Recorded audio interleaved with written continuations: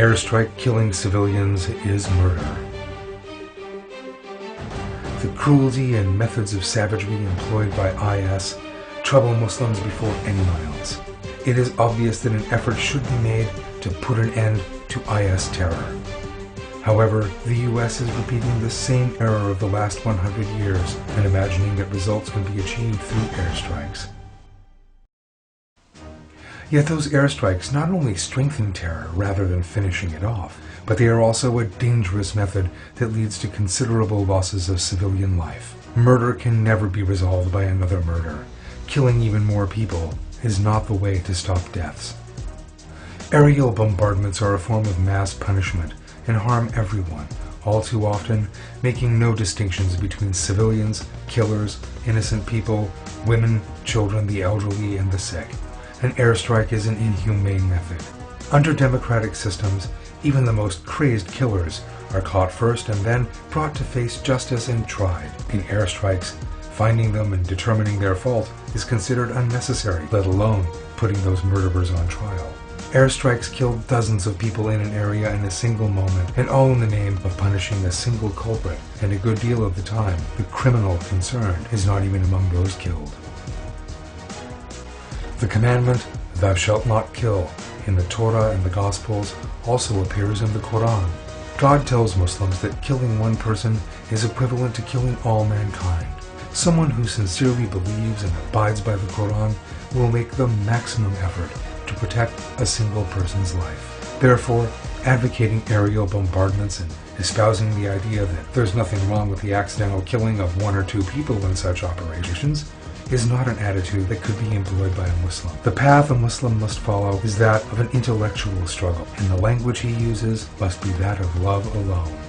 IS is a group with a polytheistic point of view that is incompatible with the Quran. They carry out persecution because of the incorrect beliefs they possess. Eliminating that wickedness can only be possible by correcting that false belief. Only in that way can the savagery caused by IS be eliminated, and the ideological foundation that attracts thousands of young people to radicalism be done away with.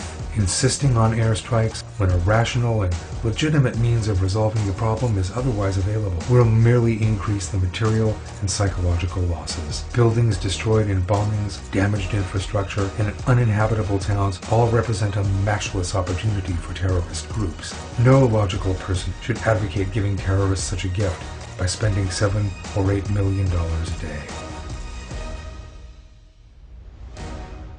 U.S. military forces under the command of United States Central Command, in conjunction with coalition partners in the region, executed a series of strikes against ISIL and other terrorist targets in Syria. To date, the U.S. and other coalition forces have carried out more than 200 aerial assaults, but these attacks, costing millions of dollars, have not caused IS to withdraw in any meaningful fashion. On the contrary, the organization is still attempting to advance in Iraq and Syria. IS abandoned its bases shortly before the U.S. operation and changed its habit of traveling in convoys. IS is thus protected from being hit. Targeting oil refineries and factories is not a deterrent to IS either, because these are not the only sources of revenue for IS. Consequently, either the locations vacated by IS are bombed, or factories, refineries, and production zones are targeted in such a way as to paralyze the lives of the local people. Bombing buildings that contain no IS elements and causing the deaths of civilians will clearly not put an end to IS. People who accept what they are indoctrinated rather than thinking deeply for themselves must see this truth.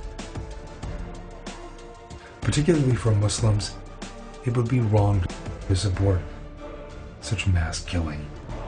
It must not be forgotten that our Prophet ﷺ used methods of discourse and explanation and calling to the truth in his relations with the pagans of Mecca who had made a tradition out of violence.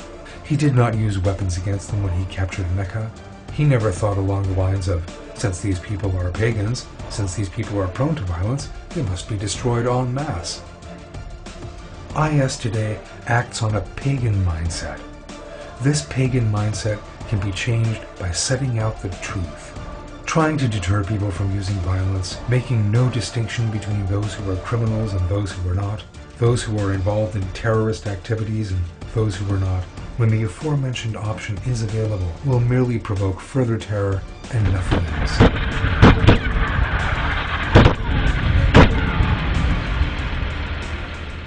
Those who imagine that IS's terrorism and extremism can be brought to heel by guns and bombs need to take a careful look back at what has happened to date during the Afghanistan operation. Far from putting an end to terror, military operations caused it to grow and ultimately gave rise to IS, whose acts of savagery the whole world is now so deeply troubled by.